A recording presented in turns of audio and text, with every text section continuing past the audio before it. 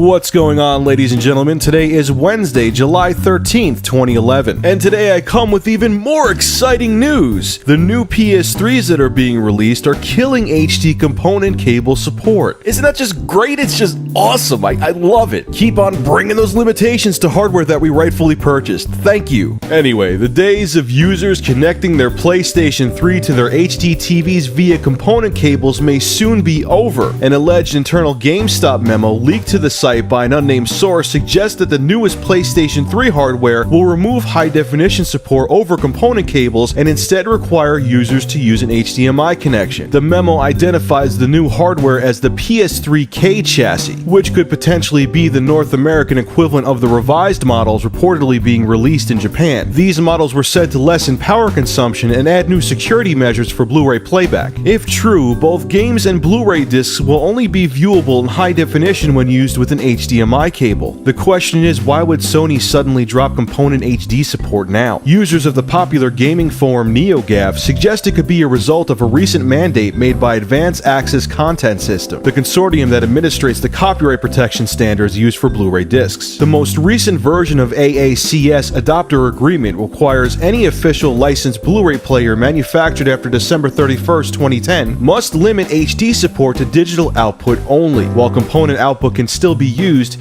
it would only be allowed to output standard definition 480i signals. Interestingly, the AACS also requires licensees, i.e. Blu-ray player manufacturers, to cease support for analog video output of any kind by December 31st, 2013. In other words, component, S-video, and composite video support will be eliminated entirely within the next 2 years. Obviously, the standardization of HDMI connectivity on most or all recent audiovisual products will limit the impact for users, but it's an interesting turn of events nonetheless. Okay, enough of me sounding like a professional. I just have to ask the people who run these consortiums who create these standards and mandates, do you wake up in the morning and take a jackass pill? Do you just take that pill and think, what retarded thing can I do to aggravate the consumer that won't stop piracy, but because I'm so worried about saving any penny that I possibly could, I'm still going to implement this limitation anyway? Do you just wake up and say, I'm going to be a retard today? Now, IGN does have a point. Most HD TVs, if not all of them now, have an HDMI connection. My new HD TV has an HDMI connection.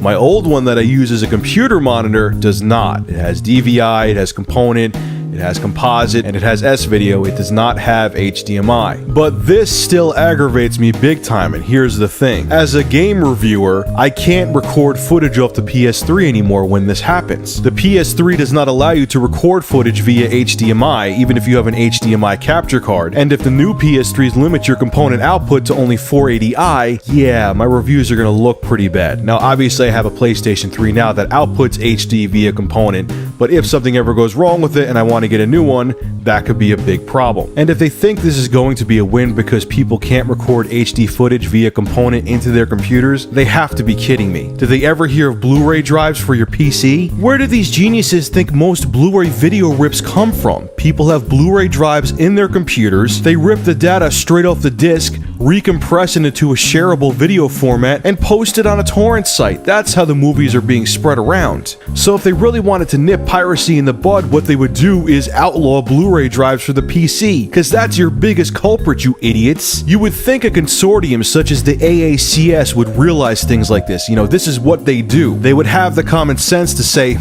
I bet the biggest culprits are people with Blu-ray drives in their computers, since most people don't have HD capture cards at home that are capable of capturing HD footage via component. I mean, call me crazy, call me nuts, call me someone that thinks outside of the box, but I guarantee you that PC Blu-ray drives are the biggest issue when it comes to piracy. I know, it's a long shot, it's wild, but hey, I'm nuts like that. So now it's your turn, ladies and gentlemen. Leave your thoughts and comments and video responses below. What do you think about this new limitation being implemented into the new PS3s? Is it a big concern for you? Can you care less? Let me know in the comments section below. And as always, thank you for supporting Review Tech USA.